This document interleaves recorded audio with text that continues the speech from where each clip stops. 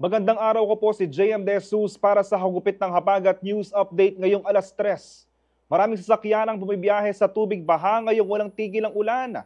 May mga naitala na rin mga behikulo na lumulutang na dahil sa mataas na tubig baha. Ano nga ba ang peligrong hatid ng baha sa mga sasakyan? Alamin natin yan sa isang eksperto hinggil sa pangangalaga at safety ng mga sasakyan ngayong tag-ulan. Nakasama natin si Mr. Vanny P. Miranda, ang Deputy Chief Operating Officer ng Corporate Guarantee. Magandang araw po, Sir Vanny. Unang tanong, ligtas po bang lumusong sa baha ang mga sasakyan? Yeah, magandang hapon, JM.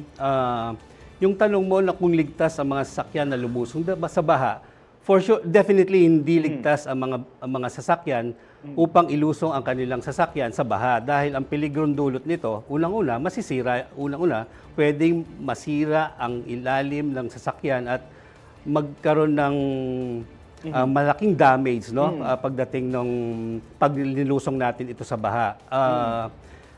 Kailangan maging maingat tayo sa mga ating mga ari-arian, lalo na ating mga sasakyan, lalo na sa mga ganitong kalamidad na nangyayari sa mga atin, no?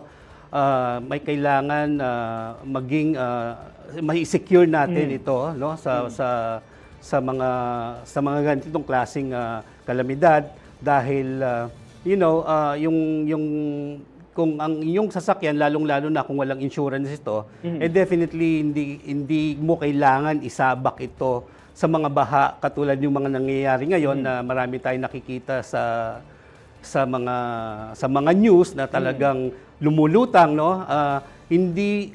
Ito pwede, kung may insurance ka man ito, pwedeng ma-deny ito dahil kung ikaw ay nagpabaya sa iyong sa mga ganitong property, like yung mga sasakyan, for sure hindi ito pwedeng ma-deny ito ng insurance. Kailangan, as long na kailangan natin pangalagaan, i-safe keep natin itong ating mga ari-arian, lalo na itong mga sasakyan natin, ilagay natin sa mataas na lugar para hindi ito abutan ng baha. Lalo na kung ilulusong pa natin ito, definitely malaking peligro ito sa mga ganitong klaseng ari-arian na naipundar natin. Yung mga sasakyan. Tama, Sir Vanny, kasi ang mga iniisip po ng mga motorista ngayon, kapag sila ay pauwi galing sa trabaho, sa kanilang lakad o sa eskwelahan, yung makauwi ka agad sa bahay. Hindi na naiisip na may mga lugar, hindi lang po dito sa syudad ng San Fernando, kundi sa probinsya ng Pampanga, mukhang hindi malalim yung tubig na kanilang dadaanan, pero isusulong pa rin nila ito. Ngayon po, ano po yung mga dapat nilang alalahanin bago naman po sila magbiyahe at magbiyahe dito po sa panahon ng tag-ulan, Sir Vanny? Well, unang-una, of course, isipin natin yung kaligtasan ng bawat isa, no? Lalo na kung ikaw estudyante or nagtatrabaho, unang-una, isipin mo yung kapakanan mo, kung kung may ganitong klaseng kalamidad na nangyayari ngayon, intindihin mo muna yung sarili bago yung mga sasakyan.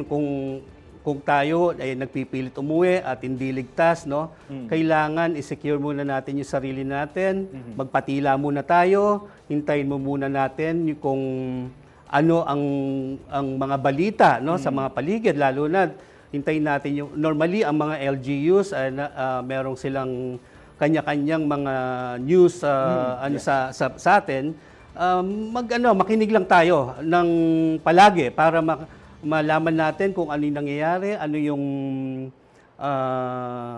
yung pwedeng idulot nito sa atin, no? Lalo na sa mga kagamitan natin like yung mga sasakyan. Dapat i-safe, laging tandaan, i-safe muna natin yung sarili natin bago ang lahat.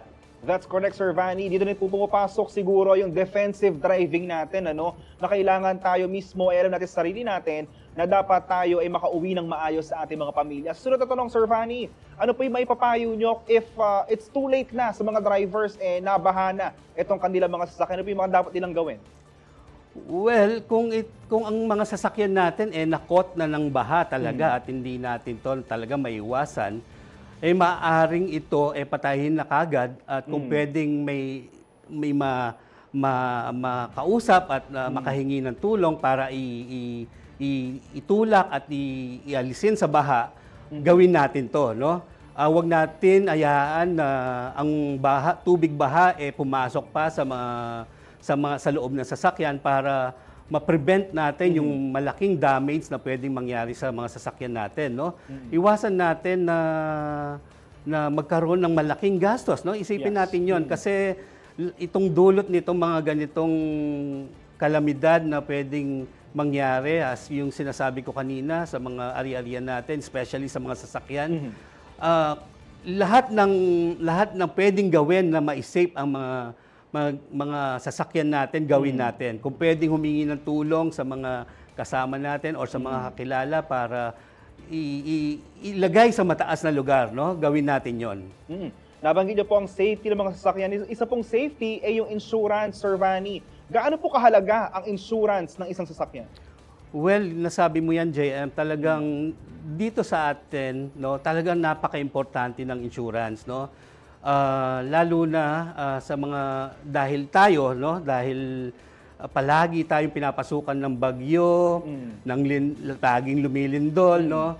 Maaaring isalang-alang natin, no, yung mga safety ng ating mga ari-arian, no, lalo na yung mga bahay, kotse, kung ano pa man na ipundar natin, no. Ang hirap kasing isipin kung wala tayong insurance, paano pag may nangyaring sakuna at na-damage yung property mo?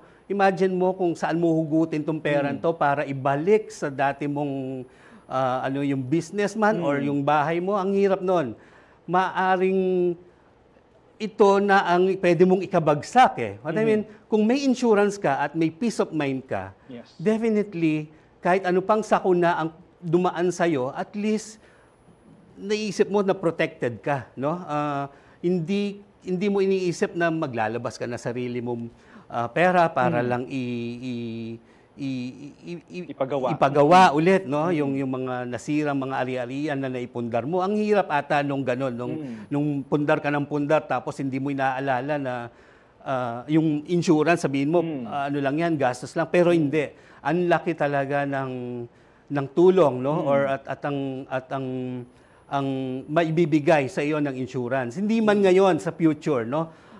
Kasi ang insurance ay nagbibigay ito ng protection at peace of mind, lalo na sa atin na nagpupundar sa buhay, na hindi tayo kailangan kabahan, no, sa mga ganitong klaseng kalamidad na dumarating sa atin. Maraming salamat po, Sir Vanny. Ayan, mga motorista ay lagi mag-ingat dahil lalo na ngayon, panahon po ng tag-ulan. Abangan po ang iyong mga ulat at updates sa Hagupit ng Habagat mamayang alas 4 ng hapon. Ako po si JM De Jesus. Magandang araw po.